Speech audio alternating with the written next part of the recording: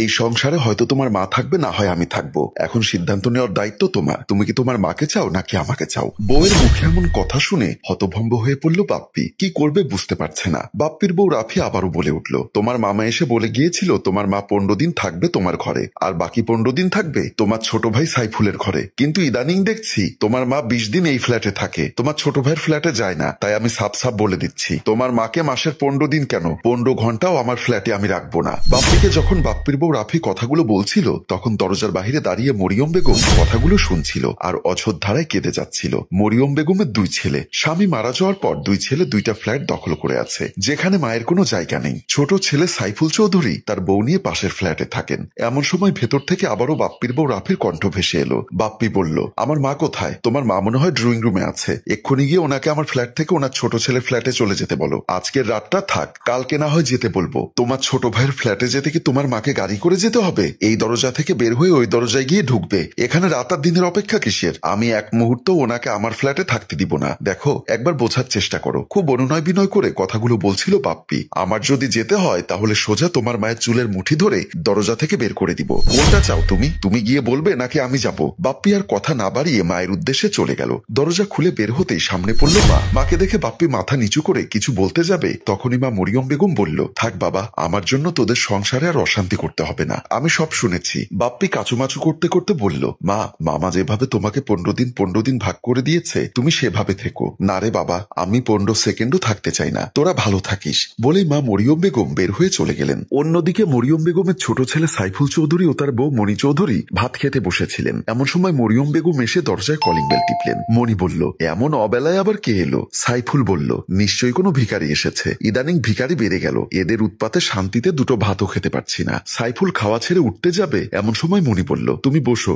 আমি গিয়ে দেখছি। মণি দরজা খুলে দিতে এলো। দরজা খুলে মণিকে দেখতে পেয়ে মণির পায়ের রক্ত যেন মাথায় উঠে গেল। কি হলো? এভাবে ভিখারির মতো কলিং বেল টিপছেন কেন? আমার ঘরে আমি কলিং বেল টিপলে ভিখারির মতো হবে কেন? আপনার ঘরটা এখন আর আপনার নেই। যেদিন আপনার স্বামী মরেছে সেদিন আপনার এই ঘর আপনার 2 ছেলের হয়ে গেছে। এখন আপনি বিদায় হলে বাঁচি। মরিয়ম বেগম রাগ সামলে নিয়ে অনুনয় করে বলল, ছোট বউ, বড় বউ নাকি আমাকে আর ভাত দিতে পারবে না, তুমি আমাকে এক মুঠো ভাত দাও। ছোট বউ মুখে ভেঙচি কেটে বলল, তুমি আমাকে এক মুঠো ভাত দাও? বলি, এখানে কি আপনার দাসী আছে নাকি? ভাত চাইলেই ভাত পাবেন, যান এখান থেকে, কালকে সকালে আসবেন। বলেই ছোট বউ দরজা লাগিয়ে দিল। মরিয়ম বেগম কাঁদতে কাঁদতে নিচে চলে আসছিল, কারণ ওনার 2 ছেলের বউ কেউ ওনাকে ভাত দিতে চায় না। তাই উনি মনে স্থির করলো ভিক্ষা করবে। যখন উনি সিঁড়ি বেয়ে নিচের দিকে নামছিল এমন সময় আসলো ওনার বড় ভাই মমিন চৌধুরী। মমিন চৌধুরী বলল, কিরে মরিয়ম, এমন অবেলায় তুই কাঁদতে কাঁদতে কোথায় যাচ্ছিস? মরিয়ম বড় ভাইকে পেয়ে জড়িয়ে ধরে কাঁদতে লাগলেন এবং ওনার সাথে ঘটে যাওয়া সব কথা বলতে লাগলেন। ওনার বড় ছেলে ছোট ছেলে কেউ ওনাকে ভাত দেয় না, তাই উনি স্থির করেছেন ভিক্ষা করে চলবেন। বোনের মুখে এসব কথা শোনার পরে মমিন সাহেব বলল, তুই চল আমার সাথে। বলে মরিয়ম বেগমকে নিয়ে মমিন সাহেব বড় ভাগিনা বাপ্পির ফ্ল্যাটে গেল। কলিং বেল টিপতেই দরজা খুলে দিল বাপ্পির বউ রাফি। মমিন সাহেবকে দেখে রাফির চোখ ছানা পড়া হয়ে গেল। মমিন সাহেব বলল, বাপ্পি কই? ওকে একটু ড্রয়িং রুমে আসতে বলো। বলেই মমিন সাহেব মরিয়ম বেগমকে নিয়ে ড্রয়িং রুমের দিকে চলে গেলেন আর রাফি বাপ্পিকে ডাকতে গেলেন। বাপ্পি তখন খাটের উপরে বসে ল্যাপটপে অফিসের কাজ করছিল। এমন সময় রাফি এসে বলল, দেখেছো দেখেছো, তোমার মা সাথে সাথে বড় মামাকে ফোন করে ডেকে নিয়ে এসেছে। বড় মামা এসেছে? হ্যাঁ, ড্রয়িং রুমে তোমাকে ডাকছে। বাপ্পি খাটের উপর ল্যাপটপটা রেখে রাফিকে নিয়ে ড্রয়িং রুমের দিকে গেলেন। ড্রয়িং রুমে এসে মমিন সাহেবকে দেখে সালাম দিলেন। আসসালামু আলাইকুম। ওয়ালাইকুম আসসালাম। বড় ভাগিনা, একটু বসো, তোমাদের সাথে আমার কিছু জরুরি কথা আছে।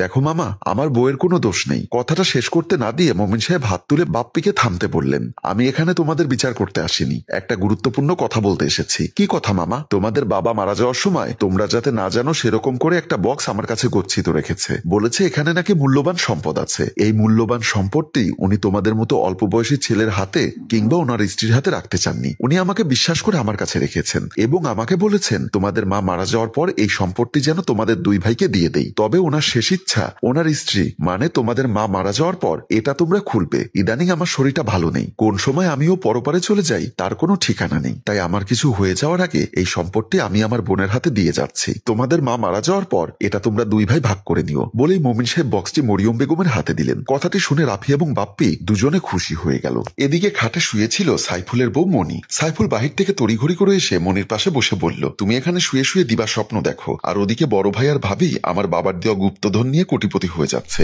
গুপ্তধনের কথা শুনে মনি শোয়া থেকে উঠে বসলো। কি হয়েছে ঘটনা খুলে বলো। তারপর সাইফুল তার বউকে তার মামার বলা সব কথা খুলে বলল এবং এও বলল মামা গুপ্তধনটি তার মায়ের হাতে দিয়ে চলে গেছে। মা বর্তমানে গুপ্তধনটি নিয়ে বড় ভাইয়ের বাসায় আছেন। সব কথা শোনার পর মনি বলল, এজন্যই তোমাকে বারবার বলি মায়ের সাথে কখনো খারাপ আচরণ করতে নেই। এখন মা যদি তোমার আর আমার উপর রাগ করে ওই গুপ্তধনটা বড় ভাই আর বড় ভাবিকে দিয়ে দেয়, তাহলে ওনারা হয়ে যাবে রাজা রানী আর আমরা হয়ে যাব ভিখারিনী। কথা না বাড়িয়ে তাড়াতাড়ি চলো বড় ভাইয়ের ফ্ল্যাটে গিয়ে মাকে আমাদের ফ্ল্যাটে নিয়ে আসি। তারপর দুজনেই মাকে আনতে বড় ভাইয়ের ফ্ল্যাটের দিকে গেল।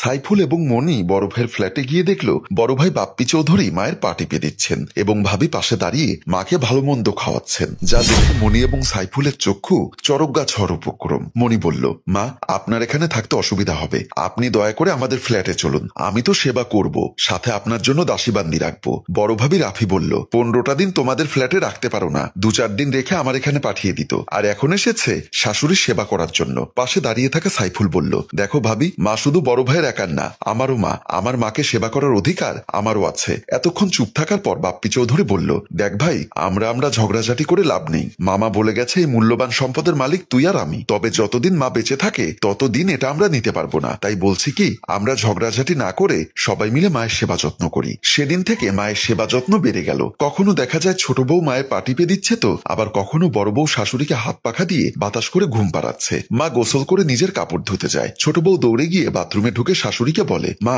আপনি বুড়ো মানুষ, কাপড় ধোয়ার বয়স কি আপনার আছে, এদিকে দিন, আমি আপনার কাপড় ধুয়ে দিচ্ছি। বলেই শাশুড়ির হাত থেকে কাপড়টা নিয়ে নিজেই ভালো করে ধুয়ে দিতে লাগলেন। আবার কখনো দেখা গেল বড় ছেলে বাপ্পি নিজের বউয়ের জন্য কাপড় না এনে মায়ের জন্য নতুন কাপড় নিয়ে এলো, অথচ একটা সময় মা ছেঁড়া শাড়ি পরলেও মাকে একটা শাড়ি এনে দেয়নি। আজ মায়ের জন্য নতুন শাড়ি এনে মায়ের হাতে দিতেই মা বলল, আমার নতুন শাড়ির দরকার কি, আমাকে না দিয়ে বউকে একটা শাড়ি কিনে দিতি। পাশে দাঁড়িয়ে থাকা বড় বউ রাফি বলল, না মা, আমার শাড়ি লাগবে না, আপনাকে সাজালেই তো আমার নিজের সাজা হয়ে যাবে। এর মধ্যে আসলো সেই মাহেন্দ্রক্ষণ। একদিন আসরের ওয়াক্তে মরিয়ম বেগম মারা গেল। ছেলেরা মায়ের মৃতদেহের আশেপাশে সেই অমূল্য সম্পদ খুঁজতে লাগলেন। ছেলের বউয়েরাও কম যায় না, অনেক খোঁজাখুঁজি করার পর সেই অমূল্য সম্পদের বক্সটি পেল। বড় ছেলে বাপ্পি চৌধুরী বলল, বক্সটা আমাকে দাও, যেহেতু আমি বড় ছেলে তাই এই বক্স খোলার অধিকার আমার বেশি। ছোট ছেলে সাইফুল বলল, আমি ছোট ছেলে হিসাবে এই বক্স খোলার অধিকার আমার বেশি। বড় বউ রাফি বলল, আচ্ছা বাবা হয়েছে, তোমরা ভাই ভাই এখন ঝগড়া না করে তাড়াতাড়ি বক্সটি খুলে দেখো কি অমূল্য সম্পদ আমাদের জন্য আমার শ্বশুর রেখে গেছেন। এমন সময় সাইফুল বক্সটি খুলে দেখে বক্সের ভেতর একটা পবিত্র কোরআন শরীফ এবং সাথে একটা চিরকুট, যেটাতে লেখা আছে, এই পবিত্র কোরআন শরীফ পড়ে তোমরা মানুষ হও। হ্যালো ভিউয়ার্স, আমাদের সমাজে এমন কিছু কুলাঙ্গার সন্তান রয়েছে যারা বৃদ্ধ বাবা মাকে বোঝা মনে করে, অথচ পৃথিবীর প্রায় সব ধর্মগ্রন্থে বলা আছে বাবা মায়ের পায়ের নিচে সন্তানের জান্নাত। তাই আসুন বৃদ্ধ বাবা মাকে বোঝা মনে না করে সম্পদ মনে করি। আমাদের গল্পটি কেমন লাগলো তা কমেন্টে লিখে জানান, আর গল্পটি ভালো লাগলে এক্ষুনি শেয়ার করে দিন। ধন্যবাদ।